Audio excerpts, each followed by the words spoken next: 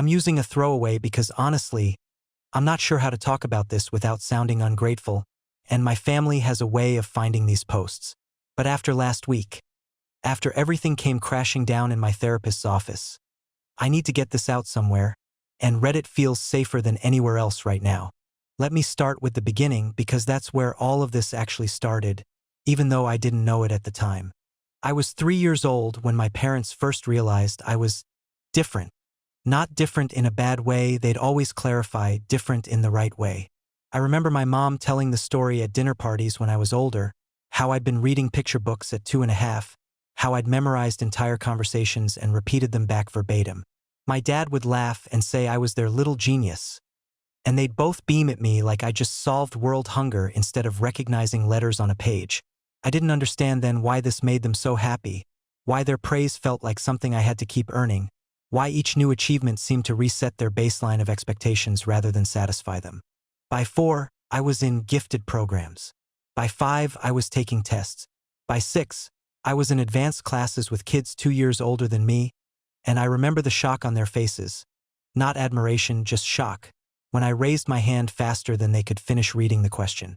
I was the youngest, the smallest, the girl with the backpack that seemed to swallow her whole, sitting among children who already understood the currency of this world. Being smart wasn't just good, it was everything. It was identity. It was worth. It was love, though nobody called it that. My older brother, Marcus, was a year ahead of me in school, and he was smart too, solidly smart, the kind of smart that got you A's and teacher approval. But I was the smart one, the one teachers called exceptional, the one who made the school newsletters. And I watched something happen in my parents' eyes when they looked at him versus when they looked at me. It was subtle, the kind of thing a kid shouldn't notice but does anyway. Like someone had adjusted the lighting in the room, made one lamp brighter than the other. Marcus was good. I was proof of something. Proof that my parents had done something right, proof that excellence ran in their genes, proof that they'd made the right choices in life. I learned very quickly that my value was directly proportional to my achievement. When I came home with a 98 on a test, my mom would hug me and tell me how proud she was. When I came home with a 95, she'd ask what happened to the other 5 points. Not in a mean way, never in a mean way. Just matter-of-factly, the way you'd ask why a light bulb wasn't working. It should be 100. Why wasn't it 100? The thing about being a gifted kid is that everyone assumes your life is easier. They see the test scores and the awards and the accelerated classes, and they think you're living in some kind of intellectual paradise. What they don't see is the constant, grinding pressure. What they don't see is the moment when you realize that you're not actually the best, that there are kids at the state competition who are just as smart as you or smarter. What they don't see is the way your stomach drops when you make a B+, or the way you lie awake at night replaying a test, convinced you've ruined your entire future because you couldn't remember the capital of Mongolia on the spot. My parents started outsourcing my education pretty early on. Piano lessons at 5, chess club by 6, debate competitions by 8, academic summer camps, standardized test prep starting in 4th grade. My childhood became a carefully calibrated machine designed to extract and polish my intelligence like it was a diamond in the rough. Except I never felt like a diamond. I felt like an experiment. A particularly promising experiment, sure, but an experiment nonetheless. Marcus rebelled against it all. Not dramatically, he wasn't a bad kid or anything, but he just sort of stepped off the hamster wheel. He got decent grades but didn't stress about them. He played sports because he enjoyed them, not because they looked good on applications. He had friends over without worrying about studying. And I watched my parents' frustration with him grow in direct proportion to how relaxed he became, and I watched their investment in me deepen like I was a bank account they were pouring money into, expecting compound interest. The comparison was constant. "Why can't you be more like your sister?" my dad would say to Marcus when he came home with a C in PE. "I'm not asking you to be a genius. Just apply yourself." Meanwhile, I'd be in my room, attending my classes, and I'd think, is this what being loved is? Being the one who never disappoints, the one who always delivers, the one who doesn't need anything because you're too busy being impressive? School became my kingdom because it was the only place where I didn't have to wonder if I was good enough. I knew I was. I could see it in the grades, in the awards, in the way teachers called on me first, in the way colleges started recruiting me when I was in 8th grade. I joined Science Olympiad and we won nationals. I was on the debate team and we placed in the top 3 regionally. I took AP classes in 9th grade. I scored a 1510 on the SAT on my first try. I was the salutatorian of my high school class, second place by 0.04 GPA points, and I remember actually crying about it, genuinely devastated that I hadn't been valedictorian even though my GPA was a 3.99 and that's literally not a meaningful difference. But here's what I remember more than any of those achievements. I remember being 12 and having a panic attack during math class because I'd gotten a problem wrong. I remember being 13 and not sleeping for 3 days before a competition because I was convinced I wasn't prepared, even though I was the best prepared person there. I remember being 14 and developing a stress rash on my neck that my dermatologist said was likely anxiety-related, and my mom suggesting that if I just managed my stress better, it would go away. I remember being 15 and not knowing how to have a conversation that wasn't about academics, and realizing with a sick feeling that my entire personality was just the smart girl, and that if I wasn't smart, I was nothing. The thing about being raised as a gifted child is that nobody ever asks if you're happy. They ask if you're achieving. They ask if you're reaching your potential. They ask if you're on track for Ivy League schools.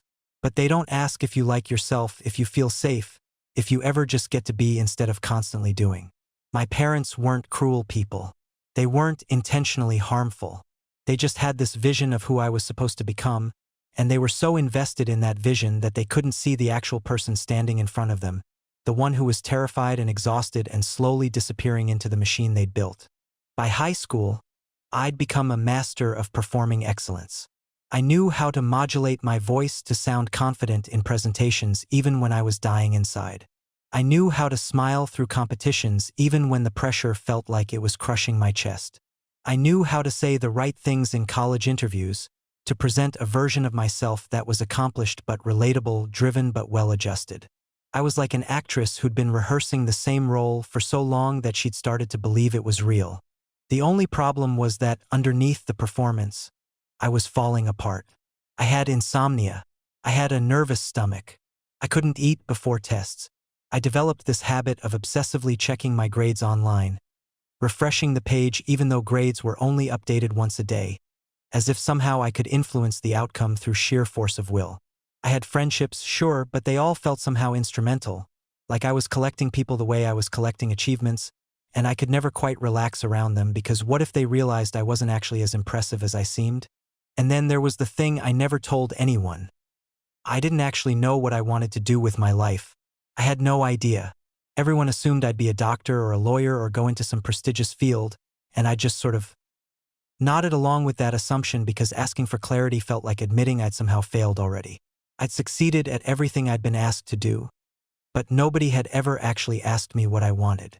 By the time I was 17, I'd optimized myself into a corner where I'd achieved everything except knowing myself. The night I got my acceptance to Stanford, I cried. Not happy tears, confused tears. My parents took me out to dinner and everyone congratulated me, and I sat there in the Italian restaurant, pasta untouched, thinking, so now what? I'd reached the destination everyone had been pointing me toward, and I felt more lost than ever, because the machine didn't stop when you got to Stanford. It just shifted to the next gear, and I didn't know if I had any gas left. Stanford was supposed to be different. That's what I kept telling myself during freshman orientation. I'm a lot smarter now. I can see that I was delusional. Stanford is exactly the kind of place designed for people like me, which means it's exactly the kind of place where the pressure intensifies exponentially. Everyone there was the valedictorian or the national competition winner or the kid who'd been featured in their local news for some achievement. The baseline of excellence wasn't just high, it was suffocating.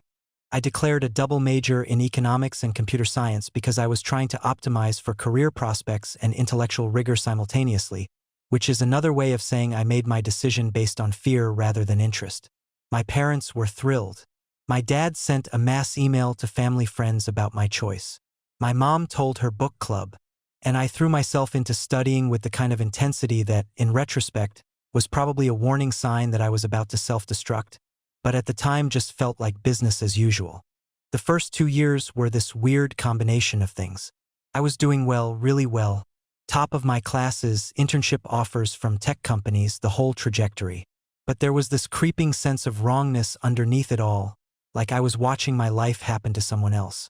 I'd sit in my dorm room at 2 a.m., having just finished problem sets due in the morning, and I'd think, is this it? Is this what being successful feels like? Because if it was, it felt a lot less like fulfillment and a lot more like suffocation. I had one close friend, Aaron, who was not in any of my classes. He was a philosophy major, which my parents found baffling when I introduced him to them. I remember my mom asking, with this kind of gentle concern in her voice, what he planned to do with that degree, and I felt this flash of rage toward her that surprised me in its intensity. Here was this person, this genuinely interesting, thoughtful person, and the first thing my mother could think to ask was about his career prospects. That's when I started realizing that the way my parents had wired me to think about the world wasn't necessarily the only way or the best way. Aaron would drag me to philosophy club meetings and hiking trips and movies that had nothing to do with optimization or achievement, and I'd feel this simultaneous sense of relief and panic. Relief because I desperately needed breaks from the machine. Panic because taking breaks felt like falling behind, like I was squandering some precious resource.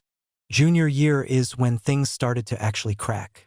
I took what I thought would be a light class load, only 18 units instead of my usual 21, to focus on a research project that sounded interesting.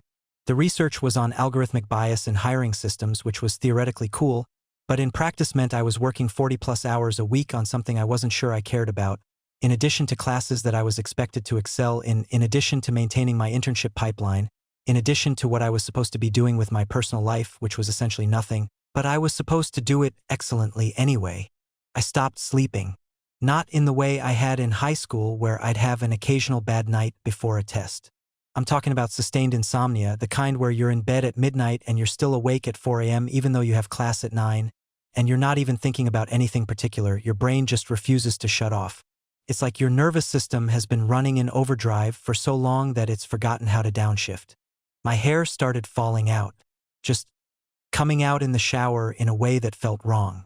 I went to the doctor and she asked me about stress, and I laughed because I was at Stanford and I was doing well and everything was fine. But she gave me this look, this knowing look, and prescribed me a high dose of biotin and suggested I try meditation. I never tried the meditation. I downloaded the app and looked at it occasionally the way you look at a gym membership you never use. I stopped eating regularly. Not in a controlled way like an eating disorder exactly, but more like I just forget. I'd realize at 7 p.m. that the last thing I'd eaten was coffee at 10 a.m. My clothes started hanging on me in a way that people commented on. You look so thin. Are you okay? And I'd say, yes, I'm fine. I'm just busy, which was true in the most incomplete way possible. I was fine the way a phone is fine when the battery's at 2%. The thing about pushing yourself to excellence for your entire life is that you don't know how to ask for help. You're supposed to handle it. You're supposed to be capable. You're supposed to be the person who has it together, because that's been your identity since you were 3 years old. So when I started spiraling, I just spiraled quietly. I kept going to classes. I kept turning in assignments. I kept smiling in group projects. I was like a robot running its programming even though the power source was dying. By spring of junior year, I'd made it through most of my classes with A's and 1 a dash, which I could feel myself spiraling about even though intellectually I knew that was insane. But the thing about perfectionism that nobody warns you about is that it's not actually about excellence, it's about control. As long as everything was perfect, as long as I could maintain the appearance of capability, then nothing could touch me. If I got in a dash, if I slipped, if I showed any cracks, then the whole carefully constructed edifice I'd been building since childhood could collapse.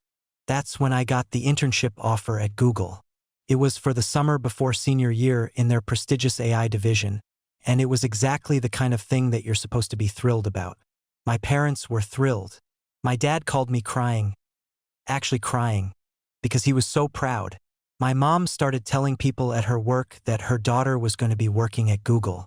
There was this kind of triumphant feeling in my family, like we'd all been working toward this moment and finally we'd reached the destination. Except I felt nothing. Absolutely nothing. I looked at the offer letter and I felt this profound emptiness, like I was looking at someone else's life. The job sounded interesting in theory, but in practice it meant another summer of high-pressure achievement, of proving that I deserved to be there, of competing with other Stanford graduates who'd also aced their classes and their internships and their lives. I remember calling my mom to accept the offer, and she said, "Honey, this is wonderful. This is everything we've been working toward." And I thought, when did I consent to this being what I was working toward? But I didn't say that. I said, "Thanks, Mom. I'm excited too." I was not excited. I was terrified. But I didn't have a framework for expressing that, so I just carried on. The internship was probably when things truly started to fall apart, though I was so deep in the performance by then that it took me a while to fully realize it. Google was incredible in a lot of ways: the campus, the resources, the intellectual caliber of the people working there. But it was also this crystalline moment where I realized that I was now competing at a level where there were thousands of people just as smart as I was, people who'd also been the gifted kid their entire lives, people who'd also optimized themselves into the ground. And somehow I was still supposed to be the best. Or at least, I was still supposed to think I should be the best, which is the same psychological trap dressed up in slightly different clothes. I worked 50-plus-hour weeks on problems that genuinely were interesting from a technical standpoint but felt completely meaningless from a human standpoint. We were working on recommendation algorithms, and I kept thinking about all the ways those algorithms could go wrong, all the ways they could be biased or manipulative or reduce human beings to data points, and nobody wanted to talk about that. We all just wanted to optimize. Optimize, optimize, optimize. Make it faster, make it smarter, make it more profitable. By mid-July, I'd developed this tremor in my left hand. Just a slight shaking, barely noticeable to anyone else, but I could feel it. I'd be in meetings and I'd put my hand on the table to hide it. I went to another doctor. I'd cycled through about 4 doctors by then, none of whom seemed to get that this wasn't actually a medical problem, it was a life problem, and they asked about my stress level and I said, medium? Even though that was a spectacular understatement. I remember one day I was in the Google cafeteria, this place that's supposed to be paradise for employees with free food and massages and nap pods, and I just broke down, like actually cried in public with colleagues around. I excused myself and locked myself in a bathroom stall and sat there for an hour, trying to figure out what was happening. I wasn't sad exactly. I was hollow, like someone had scooped out my insides and replaced them with white noise. After I composed myself, I went back to my desk and kept working. Because that's what you do. You keep going. You perform. You show up. You're the girl who can handle it, who's never let anyone down, who rises to every challenge. That became the pattern for the rest of the summer. Perform during the day, fall apart in private. Keep it together in meetings, break down in your apartment at night. I lost another 10 pounds. I wasn't really eating. I was running on coffee and sheer force of habit. My apartment had maybe 4 pieces of furniture and a full-length mirror, and I'd sometimes stand in front of that mirror and just not recognize myself. Like I was looking at a stranger. A very accomplished, very successful, very empty stranger. I got glowing reviews at the end of my internship.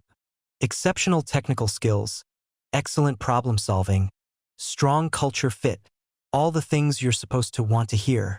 My manager offered me a full-time job before I'd even finished my last day.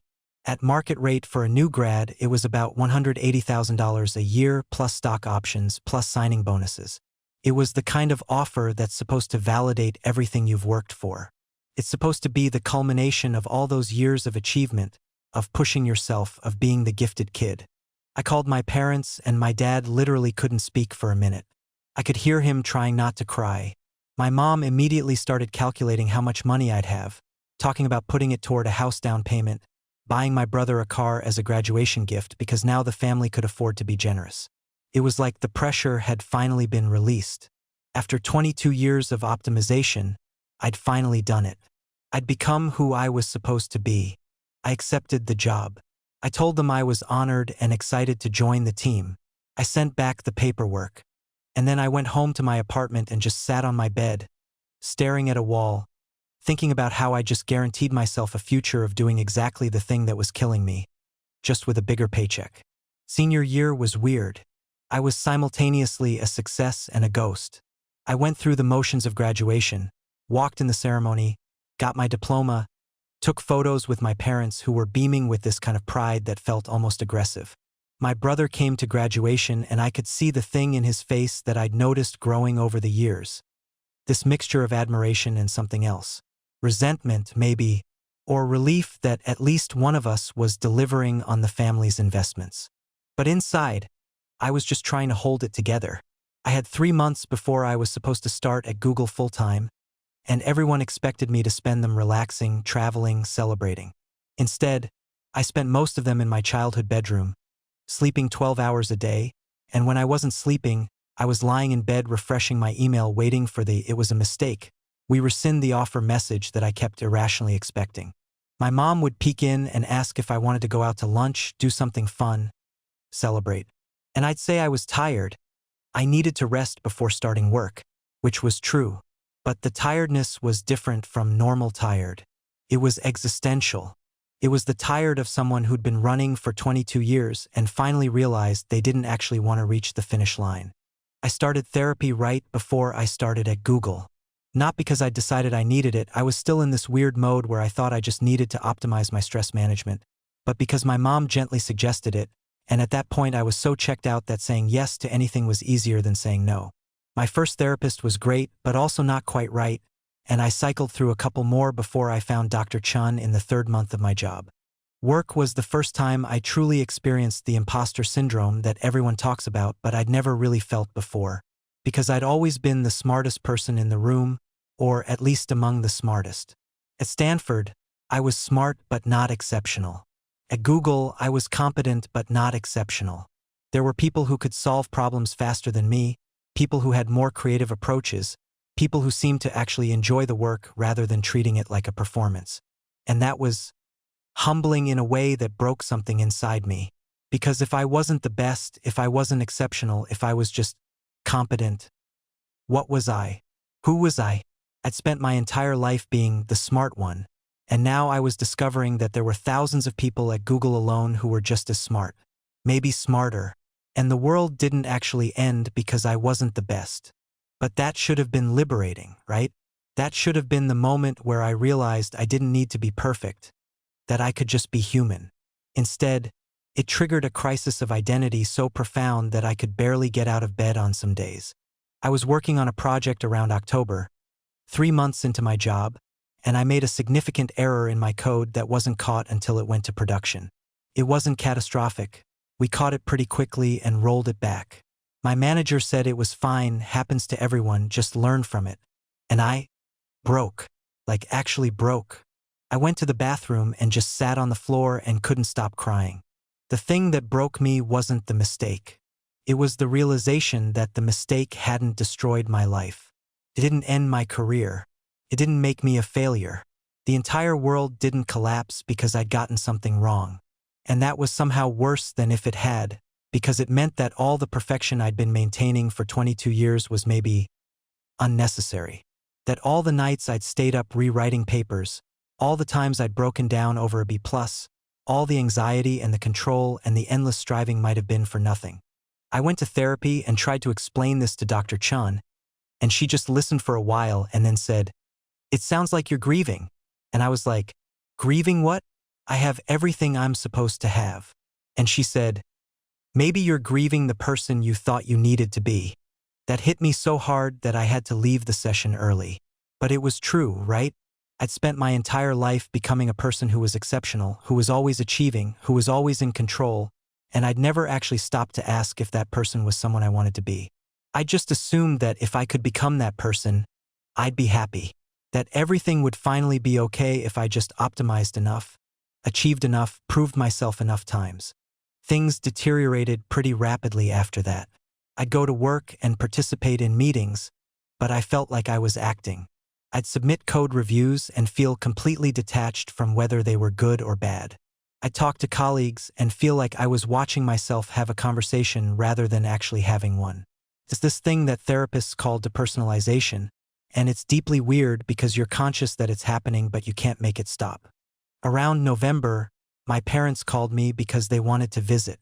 I hadn't really told them about my mental state because what was I going to say? "Hey, remember how you sacrificed everything for my education and I got an amazing job at Google and I'm miserable. That felt like betrayal of some kind. So I'd been feeding them a sanitized version of my life. Work is great, I'm adjusting well, meeting cool people. They came to visit and stayed in a hotel near my place in Mountain View. We went to dinner and they asked me about work and I gave them the usual answer and my dad said, "You look tired." And I felt something crack inside my chest because I was tired, so tired, and I couldn't remember the last time anyone had just asked me if I was okay without it being a prelude to asking me what I'd accomplished. My mom noticed I'd lost weight and asked if I was eating well, and I lied and said yes. My dad asked about dating and whether I was meeting nice people, and I gave vague answers. We went back to their hotel and I could feel them trying to connect with me, trying to bond with their very successful daughter, and I felt this overwhelming sense of alienation from both of them. Like I couldn't actually communicate what was happening inside me because they'd built their understanding of who I was on the foundation of achievement, and if I told them the truth, that achievement had hollowed me out, that I didn't actually know how to be anything but successful. I wasn't sure they'd know how to love me anyway. When they left, I cried in my car for like 45 minutes. Not angry tears or sad tears, just existential tears. Tears of someone who finally realized they were alone in a life of their own making. By December, I couldn't pretend anymore. I was going through the motions at work, but I was basically a zombie. I'd sit at my desk and stare at my code and feel absolutely nothing. My manager asked if I was okay and I said I was just tired. I stayed late more out of habit than productivity. I'd sit in the office at 8 p.m. with no work to do, just because going home meant confronting the fact that I had no idea who I was or what I wanted. Around mid-December, I was in therapy and I just broke down. Like completely. I was talking about how I didn't know how to do anything except achieve, how I didn't have any hobbies or interests that weren't optimized towards something, how I couldn't even watch a movie without thinking about how I could be doing something more productive. I was explaining how even therapy felt like another thing I needed to succeed at, and Dr. Chun interrupted me and said, "When's the last time you did something just because you enjoyed it?" And I couldn't answer. I genuinely couldn't think of a time in the last few years where I'd done something purely for enjoyment. Everything had a purpose. Even my friendship with Erin had this weird undercurrent of me trying to be the kind of person who has deep philosophical conversations, rather than just actually enjoying philosophy. She suggested I take some time off work. Like, actually take it. Don't check email, don't think about work, just exist. And I was like, I've only been there 4 months. That looks bad. And she asked me, "What looks bad? You taking care of yourself? That looks bad." And that was when I realized how broken my metric system was. I'd internalized this idea that rest was weakness, that taking care of myself was indulgent, that I wasn't supposed to have needs because needing things meant I wasn't as exceptional. I took 2 weeks off at Christmas. I went home and I slept. Like a lot. I'd wake up around noon, eat something, watch TV, go back to bed. My parents were concerned but also probably relieved that I was taking it easy after working so hard. On like day 4 of my break, I was watching a random comedy special and I laughed. Actually laughed. For the first time in what felt like months. And I cried afterward because I'd forgotten what laughing felt like.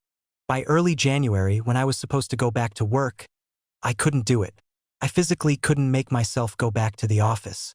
I called my manager and said I wasn't feeling well. Could I work from home? He said sure. So I called in the next day and said I wasn't feeling well again. Could I take a personal day? After about a week of this, he asked if something was going on, if I needed to talk. And I said no, I'm fine, just a bug that won't go away. Except it was a bug that wouldn't go away. A mental health bug. A bug that was me, fundamentally broken from years of a certain kind of pressure and optimization. I had a breakdown on a Thursday. I woke up and just couldn't get out of bed, couldn't face the idea of work, couldn't think about anything except how much I wanted to not exist. Not suicidal exactly. I didn't want to die. I just didn't want to be alive as this version of myself. I wanted to not be the person who had to achieve, who had to succeed, who had to optimize. I wanted to not be me. I called into work and told them I needed to take medical leave. My manager seemed relieved, actually. Apparently my work had been suffering for a while and he'd noticed I was struggling. I told him I had a personal emergency and needed to take a couple weeks. He approved it immediately. Then I called my parents. I don't think my parents were prepared for me to have a mental breakdown. In their narrative, they'd done everything right. They'd invested in my education. They'd pushed me to excellence. They'd believed in me, and I'd succeeded. According to the story they'd written, I was supposed to be thriving. The fact that I was instead checking myself into therapy and admitting that I couldn't function was not in the script. My mom got quiet when I told her what was happening. I remember sitting in my apartment in Mountain View, on a video call with her and my dad, explaining that I was struggling with depression, that I'd been in therapy, that I needed to take a break from work. And my mom's first question was, "Will this affect your job?" And I felt this wave of sad recognition because of course that was her first question. Of course it was. My dad was different. He got really quiet and then he asked, "Are you okay?" Not like career-wise. I mean, are you actually okay? And that was when I started crying, because he was asking something genuine for maybe the first time. He wasn't asking about outcomes or achievements or external markers of success. He was asking if his daughter was okay. My parents wanted me to come home for a while to recover, but I wasn't ready to do that.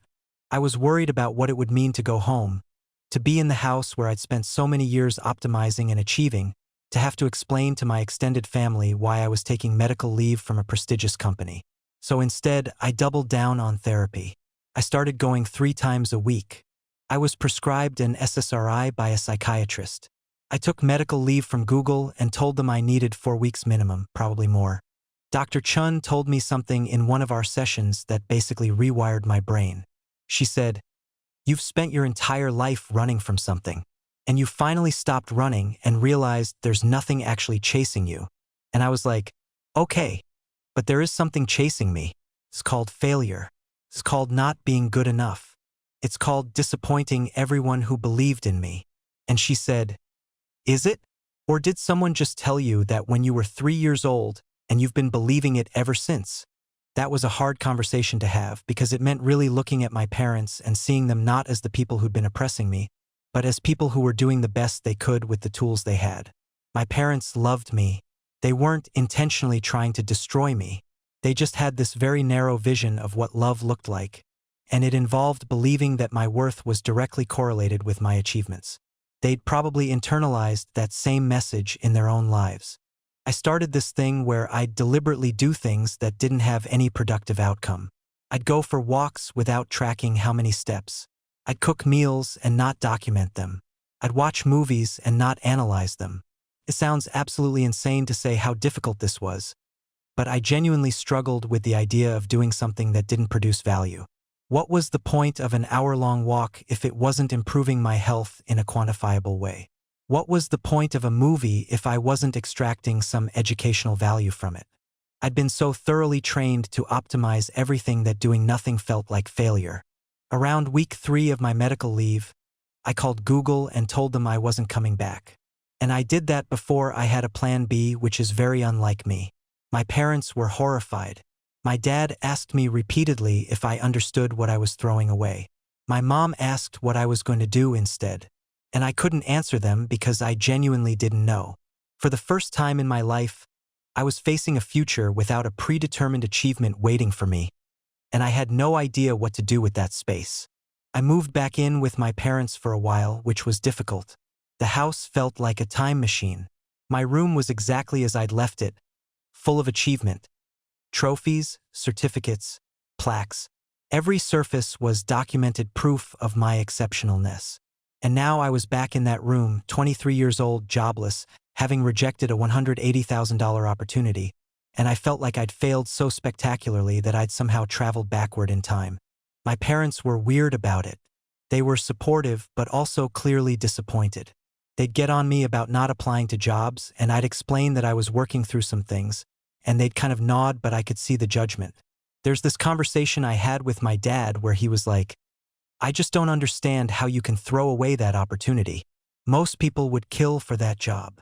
And I tried to explain that most people probably wouldn't be as broken by it as I was, that there was something specific about the way I'd been raised that made me susceptible to burnout. And he got defensive, which was reasonable because what I was essentially saying was that his parenting had contributed to my mental health crisis. I think that was the turning point though, because it forced my parents to actually examine the way they'd raised me. They had to sit with the reality that their good intentions and belief in my potential had inadvertently created a person who couldn't function without achievement. They had to confront the fact that maybe pushing for excellence wasn't the same thing as supporting your child. My mom and I had a conversation about it about 6 weeks after I'd moved back. She was making dinner and I was sitting in the kitchen and she asked me, "Do you blame us?" And I was honest. I said, "I blame the system that made you believe that my worth was tied to my achievements." And my mom started crying. She said, "I just wanted you to have everything. I wanted you to have options, to not struggle the way I did." And I understood that. I finally understood that what she'd been doing came from a place of love, even though the execution had been damaging. After that, things were different. Not fixed, I wasn't suddenly happy or content, but different. My parents stopped asking about my job prospects. They'd occasionally ask how I was feeling, and they seemed to actually want an answer that wasn't, "I'm good," or "I'm busy." My dad, bizarrely, started going to therapy too, just like a few sessions. And he told me afterward that he'd been living his entire life under the same framework that he'd inadvertently imposed on me, that your value is determined by your achievements. He'd been carrying that for 50+ years, and he was only starting to examine it now. I spent about 4 months not working. I saw a therapist twice a week. I read books that had nothing to do with optimizing my life. I learned how to cook because I actually enjoyed it, not because it was efficient nutrition. I went hiking just to go hiking. I volunteered at a local community center teaching kids basic coding, and the amazing thing about that was that I wasn't trying to turn them into geniuses. I was just trying to make learning fun for them, and somehow that felt deeply healing. Around month 4, I was ready to think about work again, but differently. I looked at jobs that seemed genuinely interesting to me rather than prestigious. I took a position at a mid-sized tech company doing educational software, at about 60% of what Google would have paid me. My parents had to sit with that for a while. Eventually my mom said, "I just want you to be happy," which was wild because she'd spent 20 years prioritizing everything but that. I've been at my current job for about 2 years now. I work maybe 40 hours a week. I'm not trying to become partner or move into management or prove anything. I do my job well because I take pride in my work, not because I'm trying to extract all the productivity points possible. I have hobbies now. I rock climb, I cook, I'm in a book club, and none of them are career advancement strategies. They're just things I enjoy. My parents and I have a better relationship now, though it took a long time to get there. We had to have a lot of hard conversations about perfectionism and the cultural pressure to optimize and what it means to love someone. My dad and I sometimes talk about the messaging we received as kids, and he's been really generous about acknowledging that he passed it on to me. My mom has been working on her own stuff around achievement and worth. Marcus and I actually got closer during my breakdown. He said something like, "I always knew that whole thing was unsustainable, but I didn't know how to tell you." We've talked about how different our experiences were, how he watched me disappear into the machine and how he made a choice to opt out, and how I watched him get judged for opting out and assumed he was happy with less. It's weird to realize how much of our relationship was shaped by the expectations placed on us. I'm not going to pretend I'm totally healed or that I don't still struggle with perfectionism. I do. Last month, I made a mistake at work, an actual real error, and I spiraled about it for like 2 days before I realized I was falling into old patterns. But now I have tools to pull myself out of that spiral. I can recognize when I'm catastrophizing or when I'm confusing a mistake with a fundamental character flaw. The hardest part has been accepting that I'm not exceptional anymore. Or maybe I am and just don't care. I don't know. I achieved everything I was supposed to achieve, and it turned out that achievement was not actually the point. The point, I guess, is being okay with yourself. Being able to exist without constantly proving your worth. Being able to fail without it invalidating your entire identity. I think the thing I wish I could tell younger gifted kids is that you don't have to keep running. The finish line you've been told to reach doesn't actually contain what everyone promised. Excellence is great, achievement is great, but it's not the same thing as having a life. And a life, an actual good life, includes rest and failure and imperfection and just existing without it being in service of something else. My parents recently took me to dinner, just the 3 of us, not to celebrate anything, just to be together, and at the end my dad said he was proud of me. And I asked why, and he said, because you got out. Because you realized that the way you were living wasn't working and you did something about it instead of just pushing harder. And that might be the first time in my life that he'd ever expressed pride in something that wasn't an achievement or a success. And honestly, it felt better than any Stanford acceptance ever did. The weird thing is, I'm actually more satisfied with my life now than I ever was when I was on the conventional success track. My job doesn't consume me. I have friends who I see regularly. I sleep okay. I'm working through my stuff in therapy. I'm not optimizing. I'm not trying to prove anything. I'm just being. And it turns out that's enough. Better than enough. It's actually really good. If you made it this far, thanks for reading. This has been cathartic in a weird way. Edits. Wow, this got way more response than I expected. Thank you to everyone who's shared their own stories. I've read a lot of them, and it's been both validating and heartbreaking to see how many people have had similar experiences. To the people asking if I'm doing okay, I am. Genuinely. I have a therapy appointment Thursday, and I'm actually looking forward to it. That feels like a milestone. To my parents, if you somehow found this, I love you. I think we're going to be okay.